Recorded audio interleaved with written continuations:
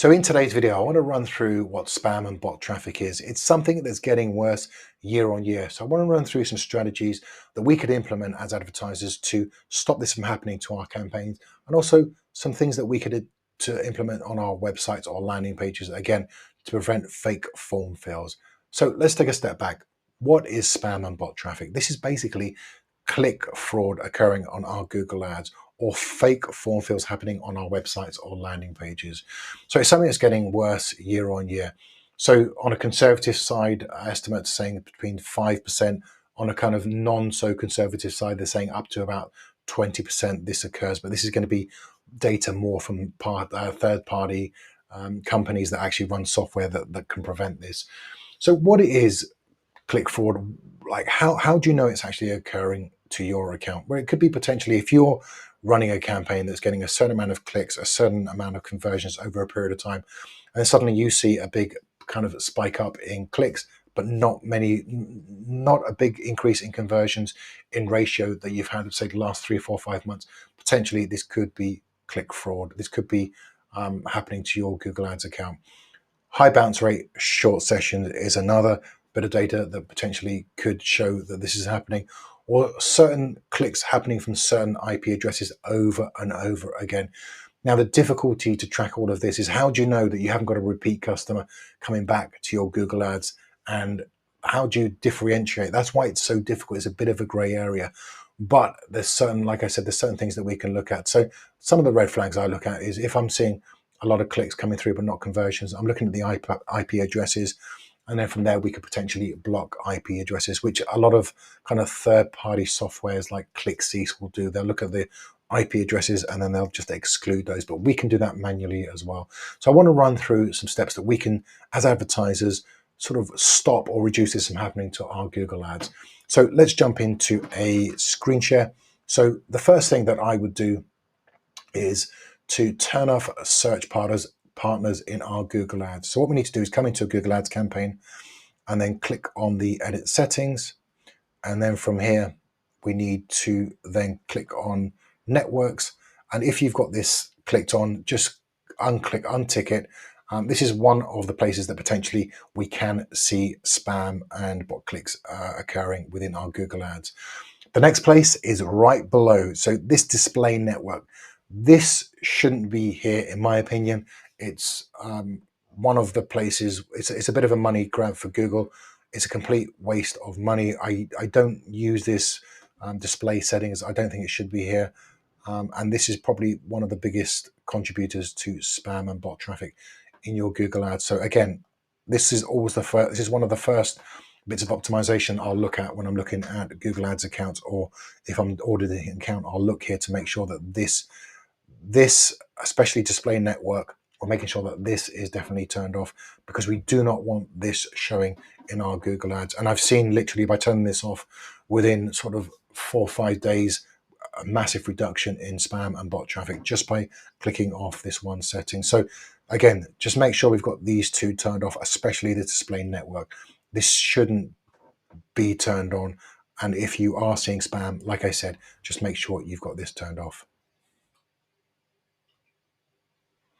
So the next place that we need to be looking at once we've done the network settings is look at the location targeting. So again, in the Google Ads campaign, what you need to do is come down, and then from here, you'll see the locations, click on this drop down.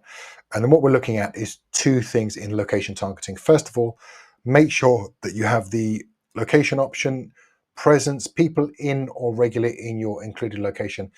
If you have this ticked, make sure that you untick it and tick this bottom box.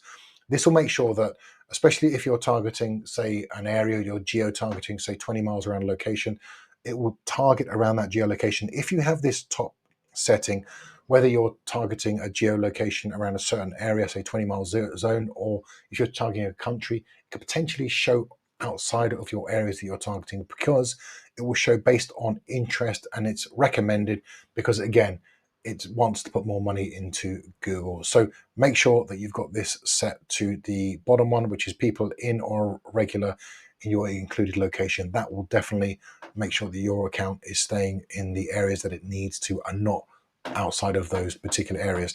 Now, sometimes, like what we've had to do with this account, so again, we thought we potentially had spam and bot traffic coming through. We looked at some locations, and what we did is we found that India was one of those locations. So what we did is we excluded India in our targeting. So you can see here we've got the blue is where we're targeting England, and then the excluded location is targeted via the Google ads. So making sure that our ads are not being spammed to this particular area. And again, you can find this information if you dig into your Google ads, Google Analytics, places like that. You can find some information, and then potentially you can exclude certain areas around the world to make sure that you're targeting where you want your ads to be seen, but also you're not being spammed by other countries.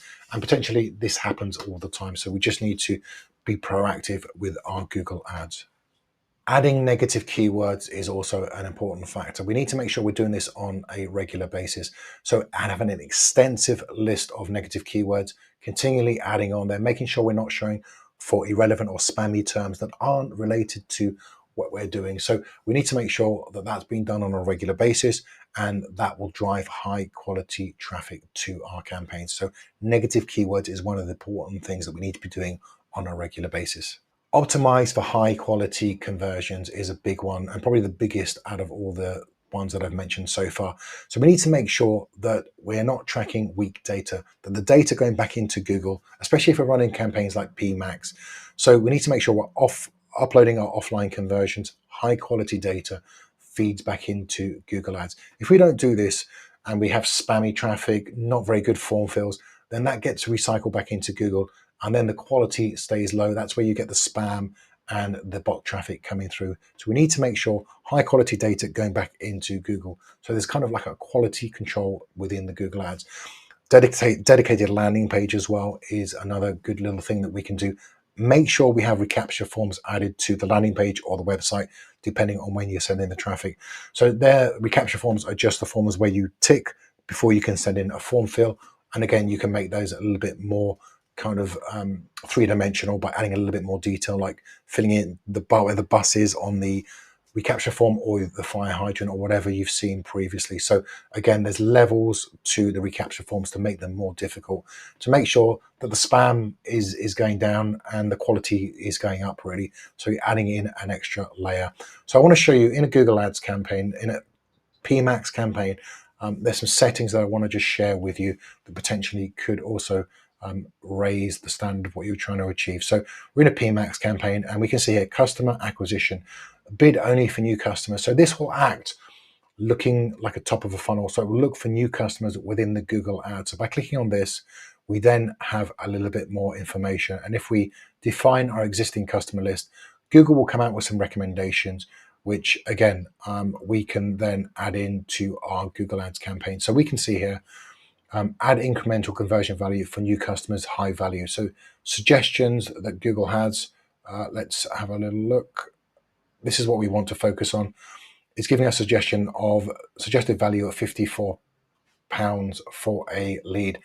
Now, if they're suggesting that, you can look at the data, and then by adding in a value, it's going to be a better quality lead. So if we're going to pay a little bit more for a quality lead, again, it's not going to be so spammy. And we want the quality to come through, because then when Google knows what type of conversion looks like for us, it will get more of that. So by adding in a value here, we can add in, say, we're happy to spend £55 for a suggested value. So that gets recycled back into Google. And by adding this in, clicking on the save button for a PMax, you've automatically added in the quality, plus you've got a landing page, plus you've got recapture forms, plus you're uploading your offline conversions. You can see how all of a sudden the quality of your PMax campaign doesn't go from just spammy, kind of not very good way of running ads, to suddenly the quality rises by doing things like what I'm just showing you now. So that's another, probably the biggest out of all the implementations, is making sure that we're implementing this into our Google Ads strategy, especially if you're running lead generation, which is making sure we have to make sure the quality is there for our Google Ads. IP exclusions is another option that we again have at our disposal. So say you're looking at data and you're seeing that certain IP addresses around the world. So you're seeing you're getting a lot of clicks, but not much else. It looks a bit spammy to you. You're thinking, okay, I'll add in an exclusion. So where do we go to do this? So again, we need to jump into admin, account settings, and then you'll come to this particular page. What we need to do is add in an exclusion list. And from here, you can see the examples. Put in your IP address that you want to exclude. If you see a lot of IP addresses showing up for a certain area, you can again go back to the geo-targeting and exclude that particular area or that particular country. Like in the example I gave earlier, we excluded India, which we've seen a number of IP addresses showing up. So rather than kind of just focusing on IP addresses, we just did it as a whole. So there's a number of different ways that we can potentially kind of reduce the spam and bot clicks coming through to our Google Ads. There is one final option, and again, it's something that potentially you can use. It's not something that I use. I have used it in the past, and all it is a third-party software.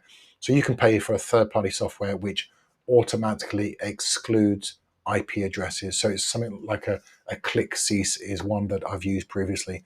All it does is every time, whatever the criteria is, it will exclude IP addresses, and it will just build out that list.